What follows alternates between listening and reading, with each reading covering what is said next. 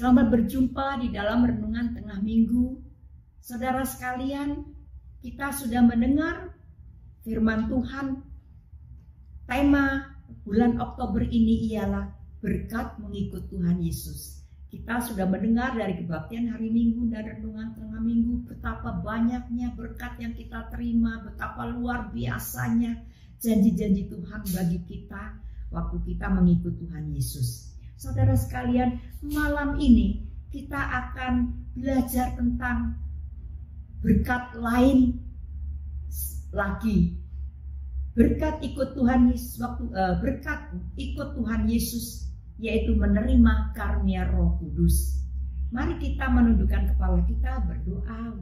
Tuhan, kami mohon pimpinan-Mu supaya kami boleh mengerti apa yang disampaikan melalui firman-Mu ini ya Tuhan, sehingga hidup kami semakin diperkaya ya Tuhan oleh firman-Mu, dan kami semakin diperkuat imannya ya Tuhan dalam mengiring Engkau, dan kami boleh semakin mengerti betapa baiknya ya Tuhan rencana-Mu dalam kehidupan kami melalui janji-janji yang Kau berikan.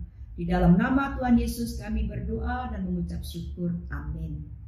Saudara sekalian, mari kita melihat di dalam kitab Roma pasal 8 ayat 14 sampai dengan 17.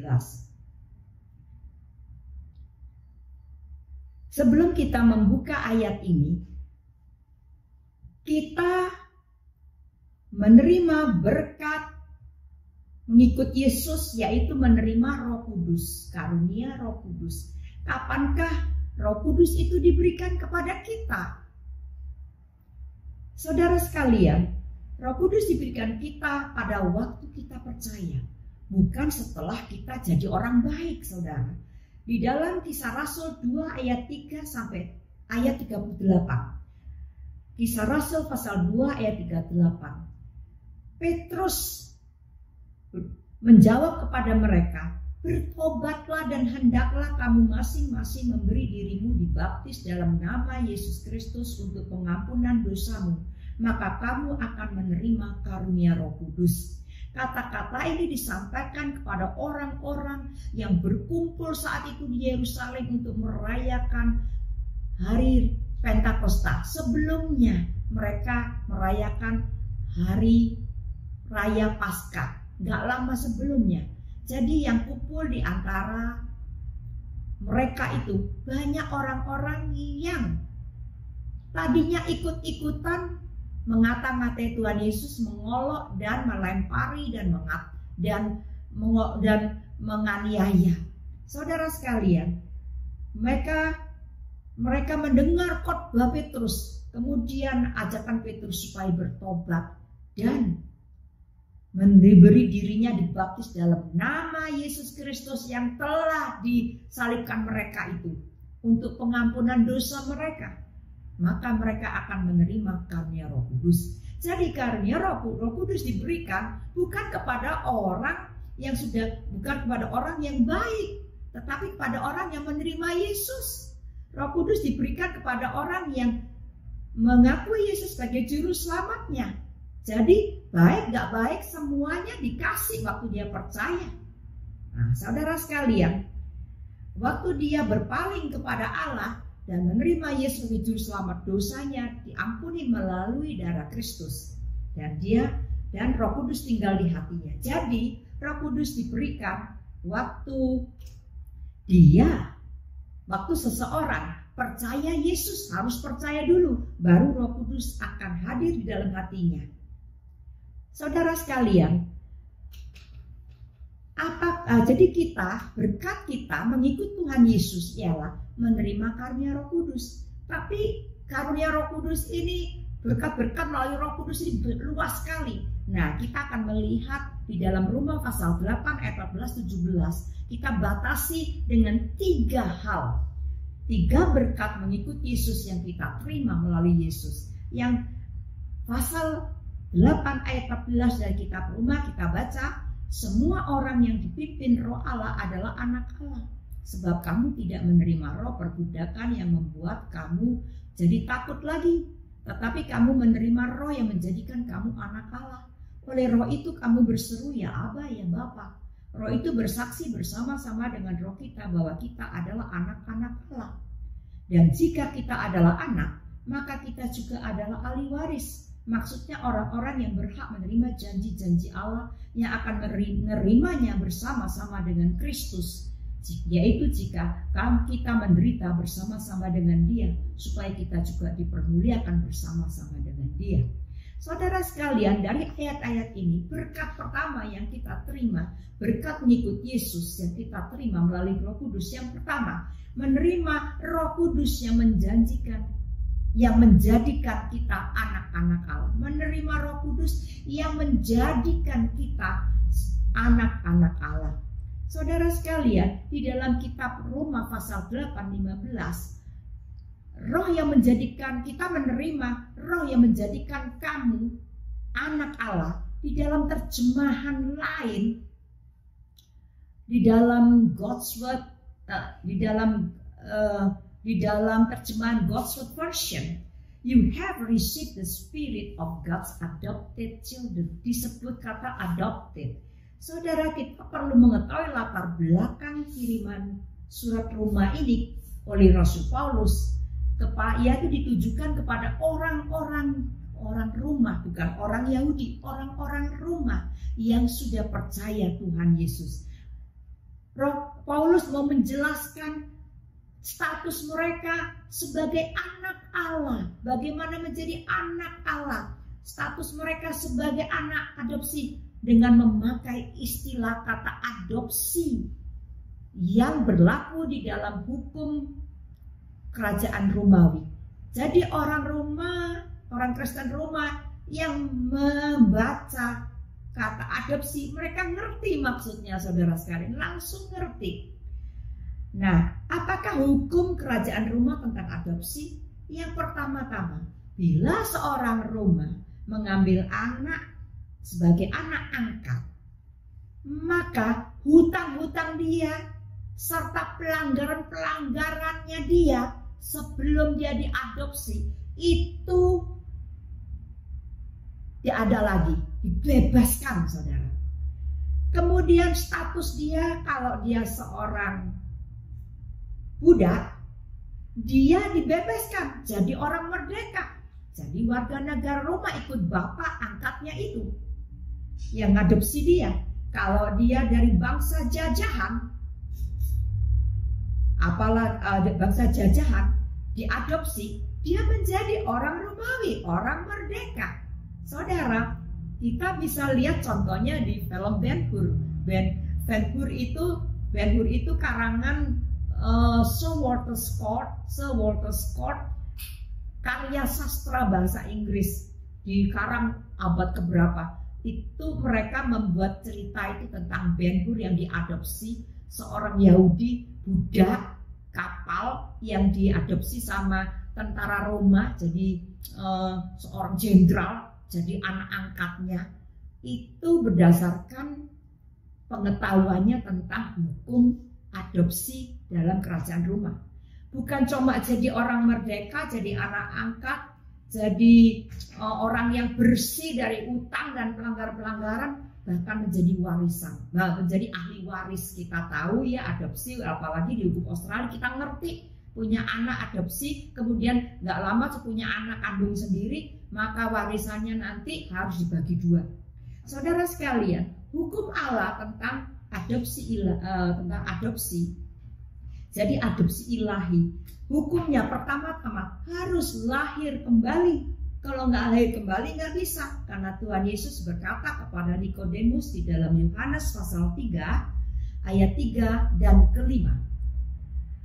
Yesus menjawab, katanya, aku berkata kepadamu, sesungguhnya jika seorang tidak dilahirkan kembali, ia tidak dapat melihat kerajaan Allah. Nggak bisa lihat kerajaan Allah, jadi harus lahir kembali. Lah, lahir kembalinya gimana, kata Nikodemus? Yesus menjawab di ayat yang ke-5, aku berkata kepadamu, sesungguhnya jika seorang tidak dilahirkan dari air dan roh, ia tidak dapat masuk ke dalam kerajaan Allah. Jadi kita harus percaya Yesus dulu, baru Roh Kudus hadir dalam hati kita, dan Roh Kudus itu berkuasa melahirkan kita kembali dan menjadikan kita anak Allah.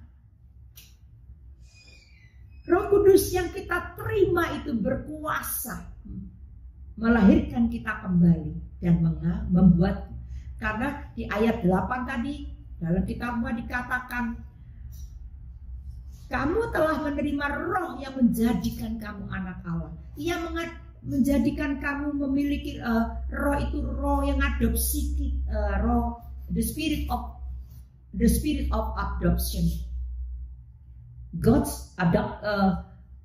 Spirit of God's adoption. Jadi saudara sekalian, yang pertama-tama terjadi sesudah kita diadopsi jadi anak Allah. Surat hutang kita karena dosa dihapuskan. Apakah surat hutang itu? Surat hutang kita ialah surat hutang karena perbuatan-perbuatan dosa kita. Jadi surat hutang karena dosa. Saudara, segala yang diperbuat oleh manusia itu merupakan surat hutang yang dipegangi oleh iblis untuk dituntut masuk ke dalam, dibawa ke dalam maut. Karena semua manusia sudah kehilangan, sudah berbuat dosa, firman Tuhan katakan. Jadi iblis megang itu, dia tuntut nyawa manusia, tuntut jiwa manusia untuk ikut dia ke dalam maut. Saudara, semua itu sudah dihapuskan, terjadi pemutihan, terjadi surat hutang sudah nggak ada lagi. Iblis sudah nggak bisa dakwa kita lagi, karena waktu kita menjadi anak Allah, hutang-hutang itu sudah dihapuskan. Kita dituntut oleh iblis, kita nggak takut lagi karena iblis nggak punya pegangan lagi. Oleh sebab itu saudara, jangan mau ditakut-takuti oleh iblis tentang masa-masa lalu kita, tentang yang kita lakukan dulu yang jelek-jelek, ya, membuat kita nggak bisa ngangkat kepala lagi. Jangan mau saudara, kita tolak iblis. Katakan kepada iblis, surat hutang saya sudah dihapuskan. Katakan kepada iblis bahwa memang upah dosa adalah maut. Semua dosaku dulu itu membawa aku kepada maut. Aku punya surat hutang yang dipegangi oleh engkau, tetapi surat hutang itu sudah diputihkan. Aku sudah bersih, aku sudah bebas, dan aku tidak takut lagi. Karena Tuhan berjanji di Yesaya pasal 1 ayat 18, sekalipun dosamu merah seperti kirmis akan menjadi putih seperti salju. Sekalipun berwarna merah seperti kain kesumba akan menjadi putih seperti bulu domba. Saudara, pegang ayat ini. Kita jangan mau lagi ditakut-takuti iblis. Jangan lagi menundukkan diri terhadap dosa yang lalu. Kalau kita sudah menjadi anak Allah, lalu kita melakukan kesalahan, melakukan dosa, cepat datang kepada Tuhan. Mohon kepada Tuhan. Tuhan itu bersedia mengampuni orang-orang yang datang kepada Dia mohon ampun. Darah Tuhan menyucikan kembali. Saudara, jadi iblis gak punya surat apa-apa lagi untuk nuntut kita, untuk mengatakan kita punya hutang, gak ada lagi. Kalau dosa disimpan saudara, kita punya hutang sama iblis, dipegangi sama iblis, surat hutang itu dipegangi, nuntut kita, gecokin kita. Tetapi akui di hadapan Tuhan, kita mengakui semua kesalahan kita, maka Tuhan itu akan mengasihi kita. Tuhan sayang kita, dan semuanya itu dosa itu akan dihapuskan. Iblis gak bisa nuntut lagi. Lebih baik diakui di hadapan Tuhan saudara, jangan disimpan. Iblis itu pegangi terus, nanti hidup kita akan hidup dalam kekalahan terus. Saudara sekalian, apalagi yang kita terima waktu kita diadopsi jadi anak Allah, kita memperoleh kemerdekaan kita dari status budak dosa dan menjadi anggota keluarga Allah, jadi anak Allah, jadi saudara-saudara yang terima Tuhan, saudara sesama kita, Yesus saudara sulung kita. Saudara sekali, luar biasa, Allah menjadi Bapa kita. Roma 8 ayat 2, roh yang memberi hidup telah memerdekakan kamu dari Kristus dan dari hukum dosa dan dari hukum maut. Kita dimerdekakan dari hukum dosa, dari sifat dosa yang berkuasa dalam daging manusia. Kita dibebaskan, kita memiliki roh yang baru. Kemudian kita punya kuasa untuk menolak godaan dosa. Kita dibebaskan dari hukum maut, saudara sekalian. Karena hukum maut tidak berlaku lagi atas kita karena kita berpegang kepada iman kita akan Yesus Kristus. Roh Kudus yang tinggal dalam hati kita, mengadopsi kita jadi anak Allah yang merdeka. Kemudian saudara sekalian, berkat ketiga yang kita terima waktu kita mengikut Yesus, yaitu menerima Roh Kudus yang memimpin kehidupan kita. Semua orang yang dipimpin Roh Allah adalah anak Allah, seperti yang dikatakan di Roma 8 ayat 14 tadi. Ia memimpin kita sepanjang umur hidup kita, saudara sekalian, dengan kasih dan sabarnya. Ia menolong kita untuk mempunyai hubungan yang mesra dengan Allah sebagai anak dan bapa. Nggak ada hubungan yang mesra seperti itu. Mesra dengan Bapa kalau nggak ada Roh Kudus yang tolong. Mungkin orang yang di luar Tuhan bisa manggil Allah, engkau Bapakku, tapi nggak ada apa-apa di dalam hatinya, saudara, nggak merasakan apa-apa.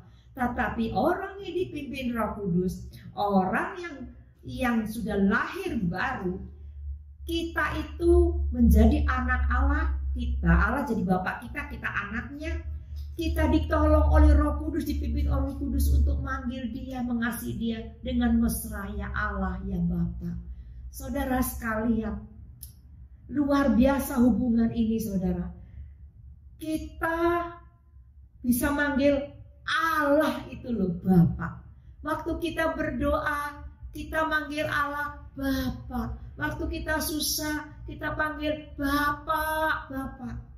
Saudara, hubungan seperti ini nggak didapatkan oleh siapapun kecuali di dalam Kristus.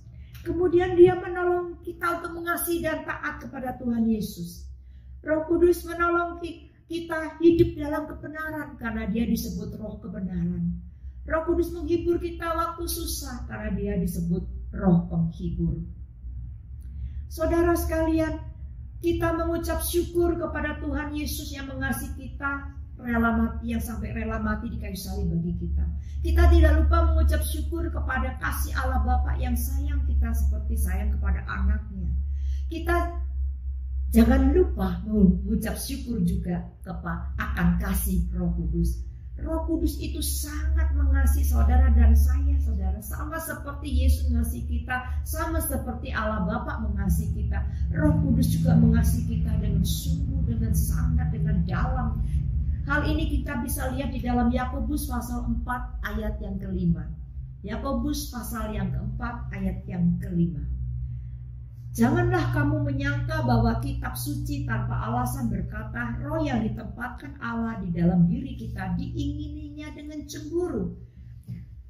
Ayat ini diingininya dengan cemburu. Kita bisa melihat dengan lebih jelas lagi di dalam Indonesian Modern Bible, yaitu Roh Kudus yang Allah tempatkan di dalam diri kita itu menginginkan kita dengan kecemburuan, dengan sangat.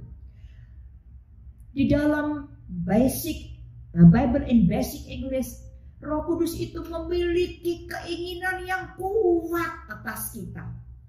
Di dalam God's Word Version dikatakan Roh Kudus yang ditempatkan dalam diri kita itu menginginkan kita menjadi miliknya sendiri.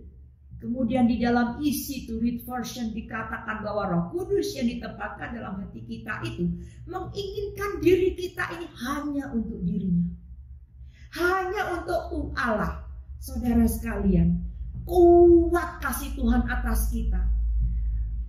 Ibarat seorang ibu, saudara sekalian, tidak mau share anak kandungnya, anak yang lahir dari dirinya. Tidak mau share anaknya itu dengan orang lain. Dia mengasihi, merawat, waktu sakit ditemani, ditunggui, diobati. Dia melindungi anaknya seperti seekor betina, beruang betina melindungi anaknya, saudara sekalian. Dia sangat menginginkan kita hanya dekat dengan dia saja. Dia nggak bisa lihat ibu lain yang coba-coba untuk menarik anak kita supaya sayang kepada dia. Dia nggak mau share anaknya dengan orang lain. Dia hanya mau anaknya bagi dia diri sendiri, saudara sekalian. Anaknya diganggu sama orang, dia nggak bisa terima, saudara. Dia menginginkan anaknya hanya buat diri sendiri. Kalau anaknya itu, saudara, mulai mengasihi ibu orang lain lebih dari mengasihi ibu tersebut, hatinya sangat sakit, saudara sekalian. Apalagi anaknya mulai memuji-muji ibu orang lain, sangat baik, yang cinta saya. Ibu kandungnya ini akan merasa sakit sekali karena dia mengasihi anaknya kecemburuan, gak mau share sama ibu yang lain. Saudara, demikian pula dan Roh Kudus, dia ada di dalam hati kita. Dia menghendaki dia menjadi milik, menghendaki kita menjadi milik Tuhan sehingga dia tinggal di dalam hati kita. Dia menghendaki kita hanya mengasihi Tuhan saja, tetapi bukan yang lain. Saudara, oleh sebab itu di dalam Efesus pasal 4:30 firman Tuhan menasihatkan kita, janganlah kamu mendukakan Roh Kudus Allah yang telah memeteraikan kamu menjelang hari penyelamatan. Saudara, biarlah kita selalu dekat sama Tuhan.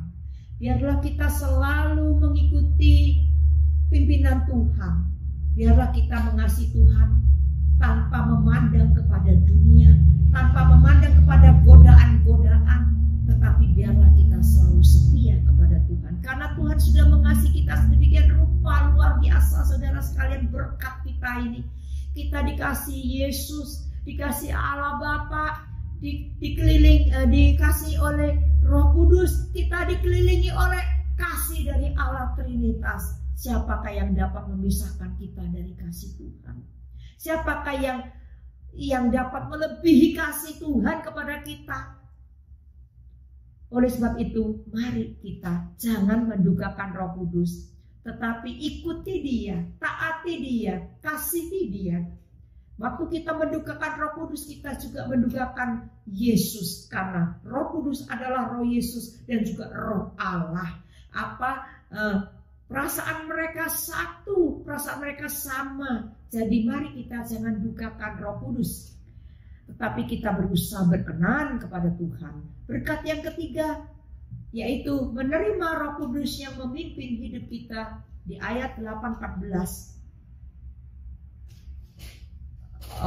Sudah. Yang ketiga ya saudara sekalian, maafkan. Yang ketiga, kita menerima Roh Kudus yang menjadikan materai atas hak kita sebagai anak Allah.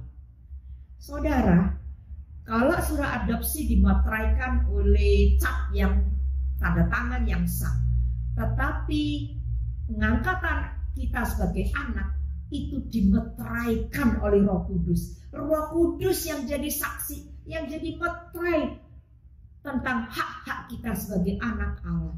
Kalau Roh Kudus menjadi materai, saudara, Allah sendiri menjadi materai, betapa kuatnya ya tuh saudara.